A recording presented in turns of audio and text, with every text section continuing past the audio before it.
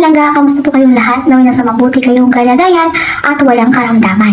At sa video na ito ay matutunghayan natin ang isang nakakakilabot na mga pangyayari na kung saan ito ay tungkol ito sa isang binatilyong nalunod doon sa Aklan na si Joros Flores, na hanggang sa ngayon ay hindi pa rin natatagpuan ang kanyang katawan. At sa pamamagitan ng isang albularyo ay napasanib ito sa isang miyembro ng kanilang pamilya, ang kanyang kaluluwa, at kinausap ito ng kanyang nanay. At ito nga guys ay ating matutunghayan sa ngayon.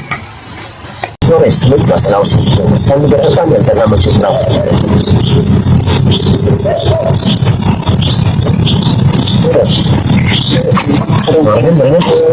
Suryano. Suryano. Kuya? Sino ikaw, be? Oo. Sa parting ito guys ay sumanib na nga ang kaluluwa ni Joros Flores sa kanyang kapamilya na babae. At ito nga guys, inumpisa na yung tanong ng kanyang nanay.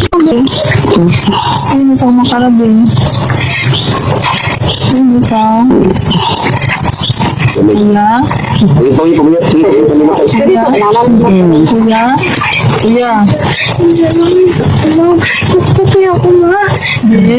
Pinausap nga agad ng nanay ni Joros yung kaluluwa ng kanyang anak at sumagot nga ito at umiiyak. At base sa kanyang tono na sinabi ng bata, yung kaluluwa ng bata na, "Ma, tulungan niyo ako ma," sabi niya. So nanginginig nga ito, no? Suryate. Basta ka yung boto na. Di, bastuga ha? Bastuga. Sino ka dati tay? Kuya? Kuya? Kuya? Gago mo ko. Bato ma? Gago? Sabi ng nanay ni Joros, lakasan mo lang yung loob mo, at tinanong niya ito kung saan ka banda. Bigla naman ito sinagot ng kanyang kaluluwa. Sabi habang umiiyak, nasa ilalim daw siya. Magdaong kakanda na ipagbuhay ko. Magdaong kakanda be. Be. Magdaong kakanda na. Continue ikaw kung sino dapat niya bato ron. Paliko. Paliko. Karon sa paliko ko. May dalipi. Pinakaidagang tagin. Oo. Ang balasan daw.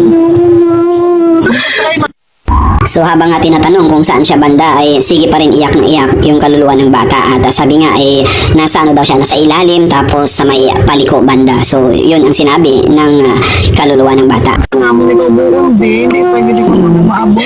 Dami ka tabulin mga mga sabihin wala na kulay na. Minsan manamong biag. Bali ka una ka buhay, ka una ko. Wala na naabot. Madagong pagid, malayo pagid. So ayan, at nakikita nyo na grabe yung iyak ng bata sa pamagitan ng pagsanib ng kanyang espiritu doon sa kanyang kapamilya na babae. Grabe at iyak ng iyak ito. Sabi ng nanay niya na ginawa naman ng paraan, hinanap naman siya, pero sumagot yung kanyang kaluluwa na hindi pa daw sila nakaabot doon. Kumbaga sa ilalim pa talaga na hindi naabot ng mga rescuer. Kasi patry natutuman kasi ko pagid natutuman ha. Kaso kay boto na ha. Hindi ka gid magbuhi ha.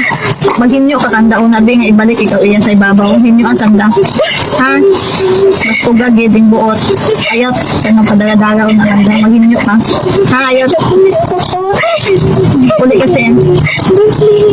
Uli kayo sa bagay. Akong jersey ma. Hindi mo anay pataling kanda. Oo, iyak akong buyot ni mama. Buyot ni mama. Dito sinabi ng kanyang nanay na lakasan lang yung loob, at sabay naman sabi habang umiiyak yung kaluluwa ng bata na itago daw yung jersey, wag daw ibigay sa iba. So sabi naman ng nanay niya na sige, tinago daw niya lahat ng mga gamit niya. Din gamit. Pati mo mga patigal sa tapo ni mama. Basta gay. Mapakita ka ha. Baka sa daon na ibalik ikaw ng dakam. Ay gahugat si mama. Hindi.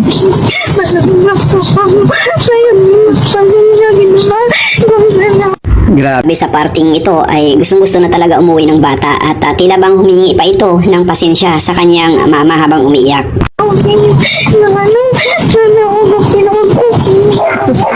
Bantag din ko yan. Ibukan ko ng sarili. Pero hindi ako ginaunas ako kay Daro. konsensya ang kaluluwa ng bata sa kanyang magulang dahil alam niya naman sa sarili niya na pasaway daw talaga siya. Dagdag pa niya, hindi daw siya nakaligtas dahil hinila daw siya sa ilalim.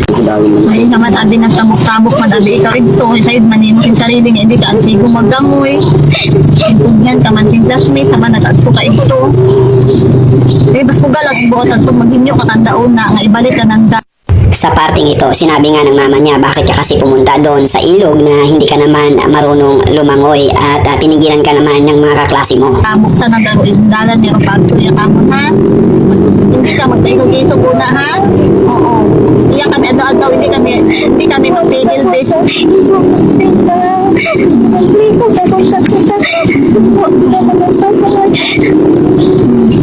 Bugaton ka namon, wa ta kami nakakiti mo. Sabi ng mama niya dyan ay hindi kami susuko, hahanapin ka namin saan ka man. Basta magpakabait ka lang dyan at para lang alam mo ay hindi kami galit sa'yo.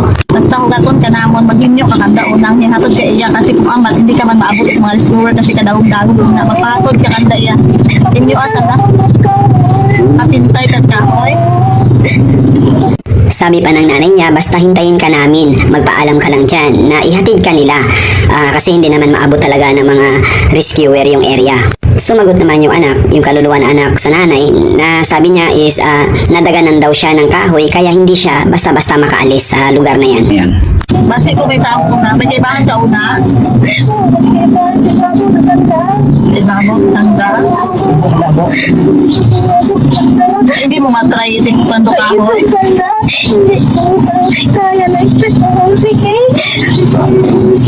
Sa parting ito guys ay nagtanong yung kanyang nanay sa kaluluwa ng kanyang anak na baka may kasama ka dyan. Sabay sagot naman na wala akong kasama. Ako lang mag-isa at nasa taas sila, ako ay nasa ilalim.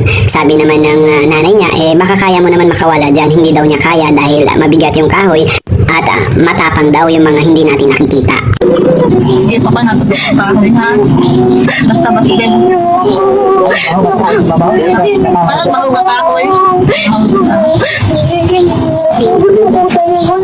Dari mama, gusto mo tatanda mo po sa palay. Inaamig na po. Pero kayo na to, yung sisin na kinatawag niya kung nabotan ka. Nadago ba tabi?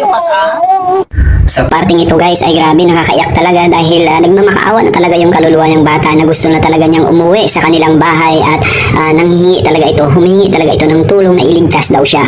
At yung mama niya dyan, syempre ganun lang ho ang pakiramdam pero ang sakit-sakit nun kahit ganun pa man na sumasanib lang yung kanyang kaluluwa sa isang babae na pamilya nila ay grabe maramdam mo talaga yung sadness dito.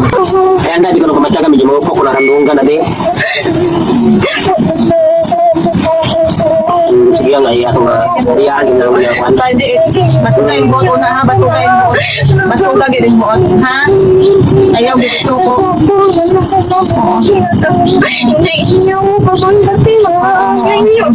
Hindi ka rin maguntat din. ano yung virus, yung ano ka rin. Basta hindi ka rin magan ha.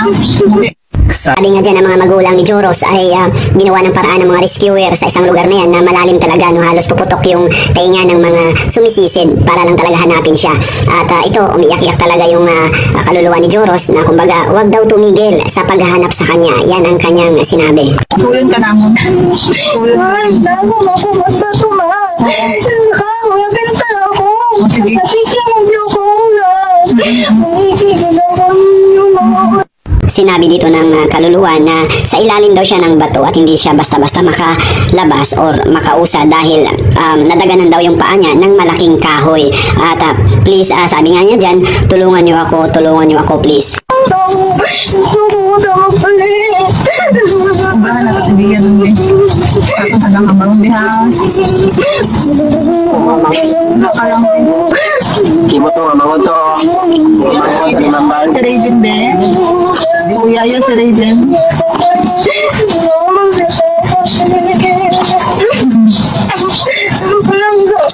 Sa part Man ito guys ay nagsasalita sila, kumbaga pinakilala yung kapatid ni Joros, nandyan din yung magulang niya. Tapos sabay-sabi din si Joros habang umiiyak yung kanyang kaluluwa na talagang tulungan na talaga siya dahil hirap na siya at gusto niya nang umuwi. Sa'yo, di ba doon na si Kapinungka sa akin nila. Sa'yo, namin yung magpalangga. Pagbamuha ka. kayo mong buto na niya. Idiyahan na tumbi kung paano na kung tubi, di karaya.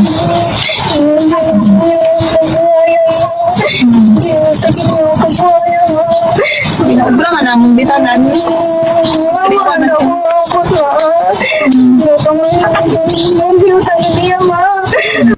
Sinabi Sabi pa dito ng kaluluwa ng bata na kahit alam niya sa sarili niya na nagpapasaway siya sa kanyang mga magulang ay mahal na mahal niya yung mga magulang niya at alam daw nila yan na sobrang mahal ni Juros ang kanyang mga magulang. Kaya ayaw niya na daw sa lugar na yan at sana ay matulungan na siya na makuha sa ilalim. Diba pa kami po, obra mga karabi, idiyahan, ginatong doon ko paano na makapunta sa yung tubi, di karayaw.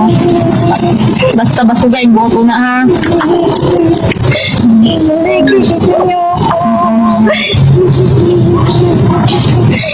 Mayor, nasa mayor,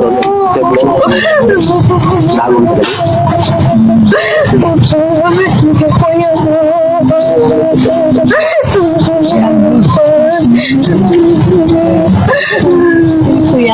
Sa parting ito, sinabi ng mga magulang ni Juros na gagawin nila ang lahat para mahanap siya at hindi sila susuko. At sabi nga dyan ng kaluluwa ng bata, tulungan siya dahil nilalamig daw siya ng sobra na at hindi niya na kaya sa lugar na yan. Tama pinangis mo. Suko ka lang, kuya. Isuko lang pagsuko. Ayun ko, maisog naman pagsuko lang. Sa parting ito, sinabi ng magulang niya na huwag kang sumuko, alam kong matapang ka, kaya laban lang at habang umiiyak dito si Joros.